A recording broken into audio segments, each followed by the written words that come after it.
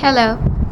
So, I am planning on reading this book. This is The Chalkman by Tudor. The last time that I read this book was when I was 14, I think, or 13 years old. I think I was 14. It has been so long.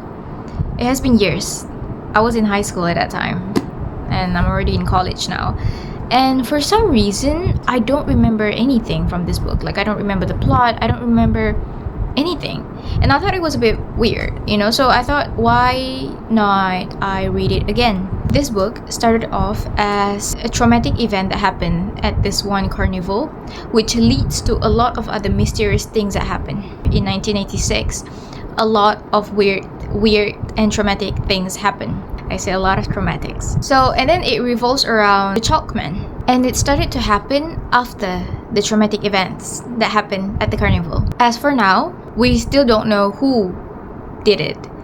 Who exactly is the Chalkman? So stick around to find out.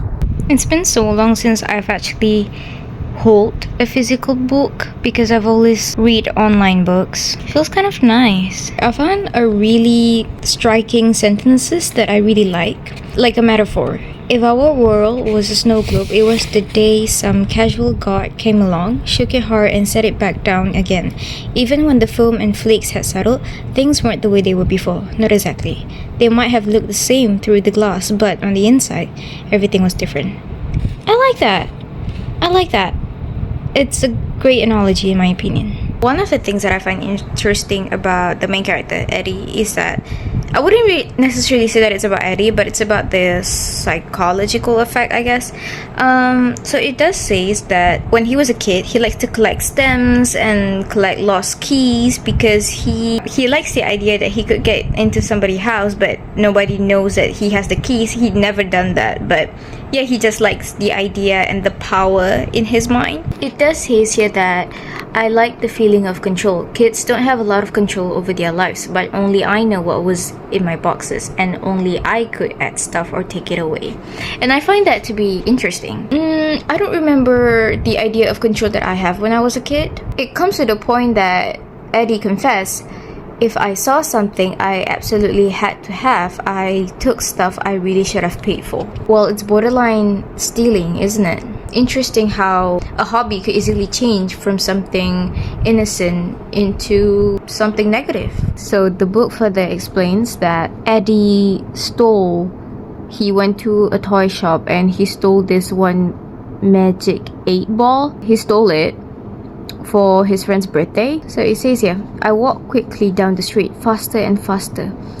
The exhilaration and excitement and sense of achievement growing until I broke into a run and sprinted almost all the way back home, an insane grin plastered over my face. I'd done it, and not for the first time. So he goes on to explain that he isn't necessarily a bad kid because he always obeyed to his parents, always tried to do something good to other people. He knew it was wrong, but he says that everyone has secrets, and his was taking stuff, collecting things. I wouldn't necessarily say that I don't understand that feeling. I feel like as a kid, things are really complex.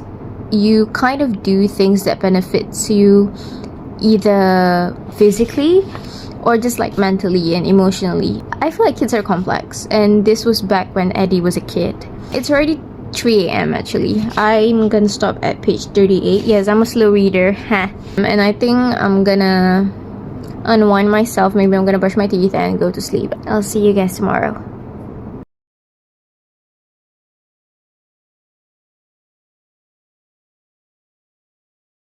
Eddie has a group of friends. I think there's 5 people. There's Eddie, there's Gavin, they call him Fat Gav, Hoppo, Mikey, and Nikki. Nikki is the only girl. It's just giving like Stephen King's because it reminded me of the group of friends in It. I never read the book, but I think everybody has watched the movie, and the vibe that this book is giving is exactly like the atmosphere in It. It's like a very old town where almost everybody knows each other and has its own stories, and this group of friends, their family is not perfect. Seems like each family has their own issues and problems, and so does Eddie's group of friends. And well, they're friends, but they're also like not really the healthy type of friends. They help each other some from time to time, but they also have this like passive-aggressive vibe towards each other. And Eddie has a little bit of crush on Nikki. It really resembles the girl in the movie It. She grew up in a very abusive household.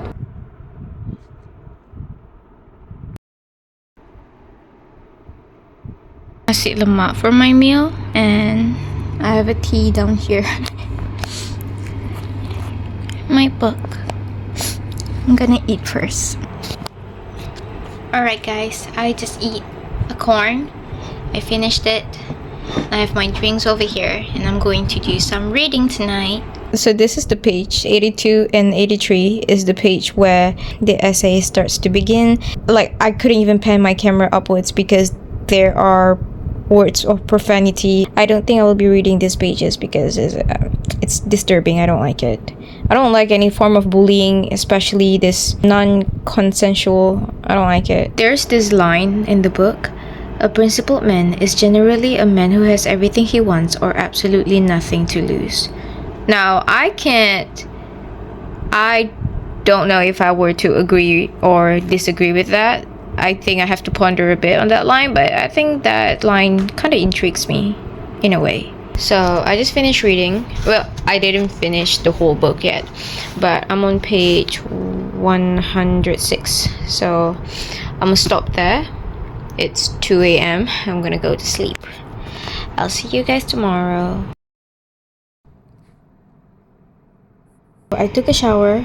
I plan to cook for myself, but I am just having period cramps, so I'm not really comfortable cooking. So I'm waiting for my food now.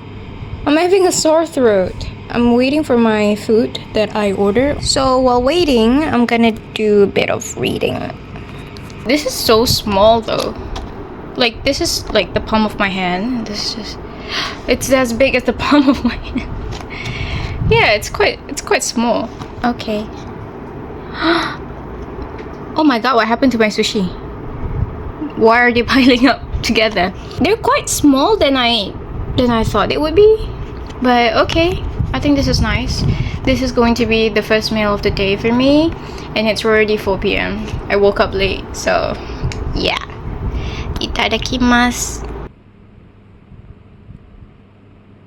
So this book alternates between the year 1986 and 2016, but I noticed that even in 1986, I'm sorry, the camera is not focusing. Even in 1986, Eddie, who is the narrator, talk about Alzheimer. So his dad got Alzheimer in 2016 or before that, but it was not on 1986. So it seems that the author kind of write this in Eddie's perspective as an adult rather than when he was a kid. So 1986, Eddie is supposed to be a kid, right? But it seems like Eddie is retelling the story instead of living in the moment. Currently, I'm thinking about watching Rotten Mango, and I type Rotten Mango Billionaire because I don't want to watch anything that feels a bit too personal, like it feels like it could just happen to anyone. So I want to watch something that has to do with billionaire so that I feel like we have some distance. So I think I'm gonna watch this one. Everyone online everywhere can talk about for years upon years. Notes are available at rottenmangopodcast.com. And before we get started, a few quick disclaimers. I am not a physics expert or a science fiction enthusiast. Just finished watching this episode, and girl, I think this is the longest Rotten Mangoes episode that I've watched. 2 hours, bro. I don't think I ever watched two hours. I think it's usually just 1 hour. Yeah, my brain is fried. This episode has a lot of physics, and I'm not a STEM woman. I'm not a woman in STEM. I'm done with my cooking. It looks really fiery. I made the glass noodles with cheese. I made it again. I don't know what to eat, so I thought like this is the easiest meal. And I also have my tea over here. It's 12 a.m. and I just took a shower. I'm gonna continue reading. Hey, update. The story is going to a route where the main character kind of forget if he actually did something bad or not. Like, did I actually kill that person? Did I not? And he kind of forget about that. And I don't really like when stories or when books are going in that direction, because I feel like it's just very cliche. It's like, really? You don't remember if you killed someone? Like, that's multiple steps to be done. You really don't remember? Like, if you're drunk, do you not remember? Like, I feel like it doesn't really make any sense. And especially knowing that the main character is not really someone who I would consider a person who always bring issues to other people. So I feel like he was just an average individual, you know. He has his wrongs and rights, but it seems like I just don't believe like someone like him would drink too much to the point that he forgot what he did. But it feels like the story is going that way. Like, it's not even a spoiler, I'm not really sure, because I don't know, I haven't come to that point yet. But if it is going into that way, if that is the ending, I would be really disappointed, because it's just very cliche. So yeah, that's an update for today.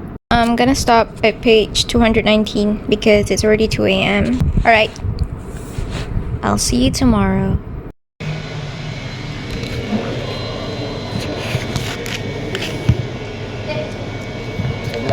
Okay, imagine that you have a demon, like a nightmare demon that always haunts you in your dreams, and then you said to the demon, I don't want to think about you, I want you to go away. And the demon just replied, tough shit. But don't worry, you'll have other crap to have nightmares about soon. It's just like, damn, bruh. Ooh. I ordered a roast tteokbokki from CU Mart. This is my dinner for tonight. Looks really nice. I just want something that's not too heavy, and I think this is just right. This is the large one. I thought it's gonna be a lot deeper, but it's not as deep as I thought that it would be. But it's okay. I think I could finish this. Everybody in this house decided to make me mad. I'm so annoyed. I'm very irritated. And I got matcha all over me just now. I don't know how it happened. Just spilled all over me. I was being a matcha person. I was being a matcha girl for like literally a matcha girl. Whatever. I'm gonna continue reading because I'm so mad. There's nothing else that I can do. So I think I have to distract myself for a little. I stopped at page 238. I don't know why I'm a slow reader. Like, I wish I could get a bit faster, but I can't. For some reason, I just can't. I don't know how to do it. I cannot just like read a book in one setting and then just like finish it on the same day. It's hard for me. I couldn't focus.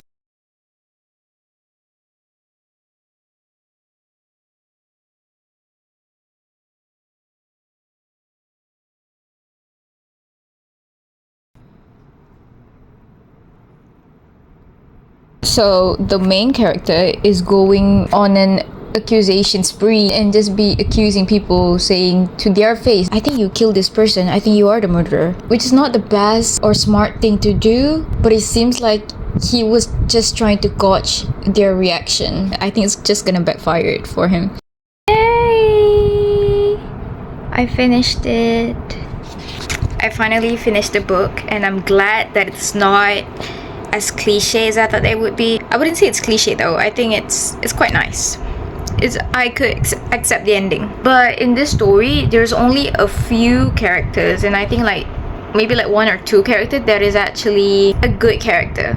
All of the others has their own issues. They kept on coming up with excuses and not really taking accountability for their actions, and they lie a lot. So a lot of the characters just lie. This book is one of the books that is considered with unreliable narratives.